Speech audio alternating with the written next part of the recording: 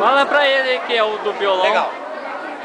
Aqui eu estou hoje revendo um grande amigo dos anos 70, José Bernardes, na cidade de Iepê.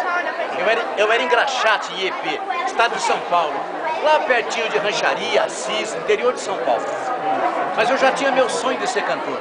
José Bernardes era o tocador de violão, um violão de 7 bocos, um Del Vecchio. E eu me lembro muito bem que a minha história é feita assim de pessoas simples, humildes, pessoas crentes.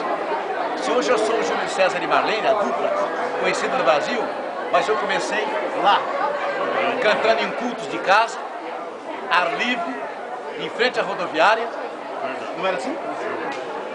Na Avenida Paraná, na Vila Paraná, me lembro de tudo perfeitamente. Então hoje, encontrar o Zé Bernardes foi uma alegria, um prazer. Zé Bernardes, Deus te abençoe, muito obrigado de ter lembrado do Julinho, o engraxate lá de EP. Um abraço. Que bom, faz tempo.